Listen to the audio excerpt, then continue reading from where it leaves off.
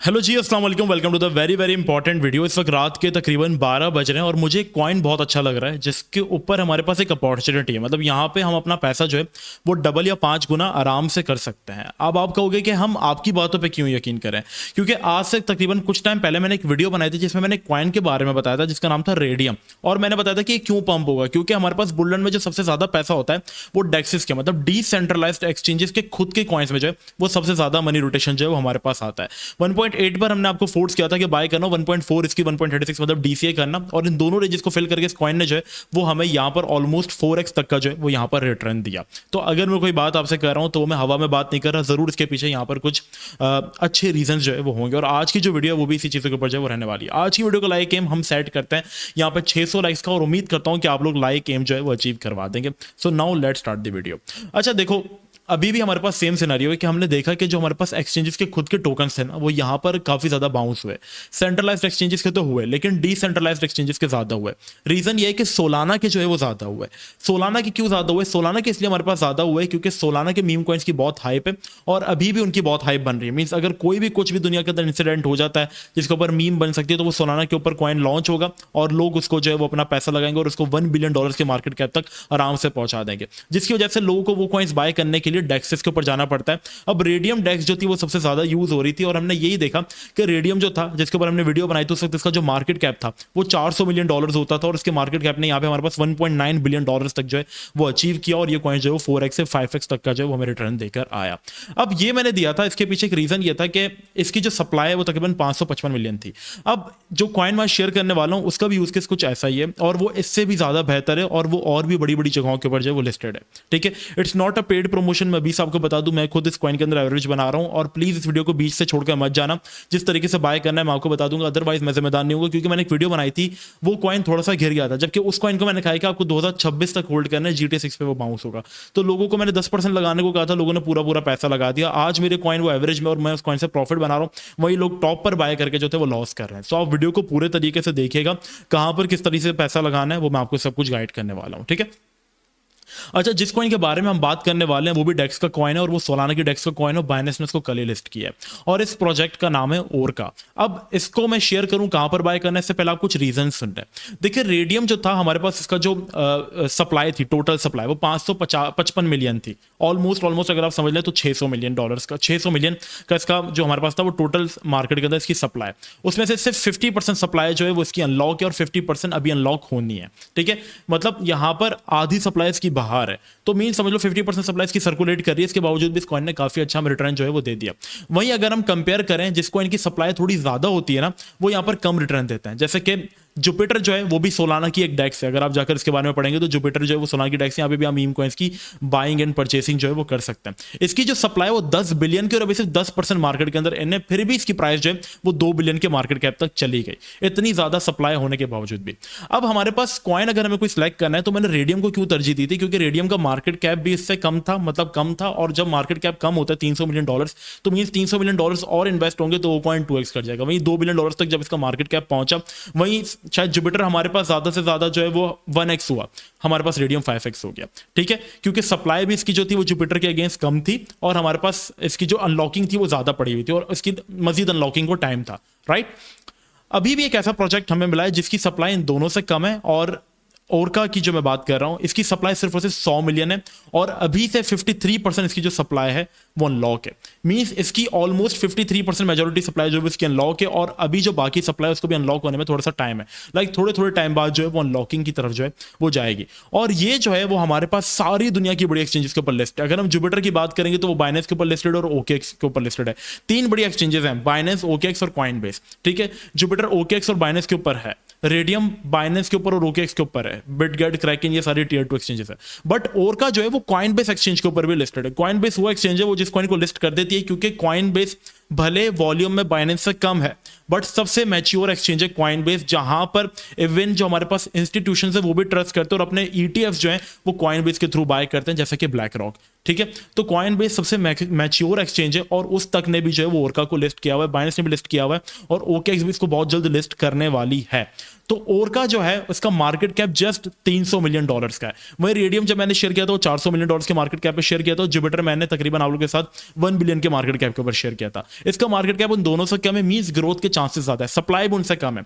ये बिल्कुल इसी तरीके से अगर आज हमारी अल्लाह ना करे किसी से जंग हो जाती है, ठीक है, और वो हमें टमाटर सप्लाई करते हैं और वो कहता है कि बस अब हम तुम्हें टमाटर नहीं देंगे, तो जो हमारे पास सब टमाटर की सप्लाई रह जाएगी वो लिमिटेड होगी। तो जब सप्लाई लिमिटेड हो जाएगी, कम सप्लाई होगी, डिमांड उसकी उरूज पर चली जाएगी। जो 100 रुपए किलोमीटर टमाटर मिला करता था वो 1000 रुपए किलोमीटर क्या बोल रहा हूँ, 1000 रुपए जो है वो किलोग्राम जो है वो हमें मिला करेगा, किलोमीटर बोल रहा हूँ, रियली सॉरी, ठीक है। तो इस तरीके से आप सप्लाई एंड डिमांड को समझो। तो इसकी सप्लाई जो है वो ऑलरेडी उन प्रोजेक्ट्स है, जैसे अगर हम बात करें 555 मिलियन से आप कंपेयर करो 100 मिलियन, तो उसकी सप्लाई तो उससे समझ लो 80% कम है रेडियम से, और जुपिटर से तो बहुत कम, उसकी बिलियंस में, इसकी सिर्फ मिलियंस में, और उसमें से भी आधी से ज्यादा जो है वो अनलॉक है। और पहला फैक्टर ये कि सप्लाई कम है, मार्केट कैप कम है। तीसरी चीज ये कि ये सारी बड़ी एक्सचेंजेस के ऊपर जो है वो लिस्टेड जस्ट ओकेएक्स रहता है।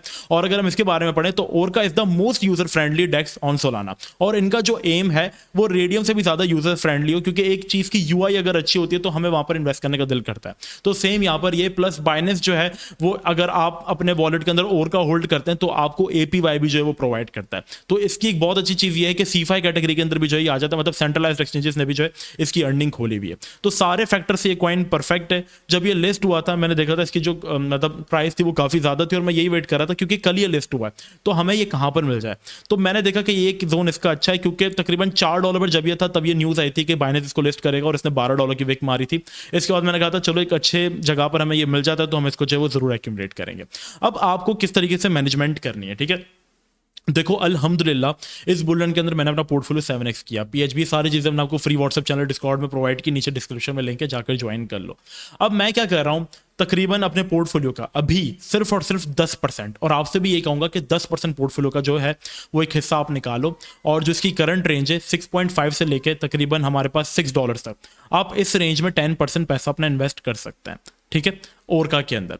दूसरी रेंज डीसीए करने की हमारे पास जो है वो यहाँ से बहुत नीचे होगी, और अगर वहां पर आते तो हम डीसीए करेंगे लाइक 4.2 पे, क्योंकि हमने रेडियम को जो है वो 60% नीचे डीसीए किया था। तो 4.5 4.2 पर आते तो हम मजीद 10% इन्वेस्ट करेंगे। अब देखो ये कॉइन इतना गिरेगा नहीं, रीजन ये कि जुपिटर भी जब हमारे पास लिस्ट हुआ था तो वो एक हद तक गिरा था, ठीक है, फिर भी कॉइन है, कुछ भी हो सकता है, ठीक है। जुपिटर भी हमारे पास जब लिस्ट हुआ था तब वो हमारे पास लॉन्च होते ही थोड़ा सा गिरा था, उसके अंदर भी इंपैक्ट आया था। रुको मुझे डायरेक्टली चार्ट इसको ओपन करने दो, ओके।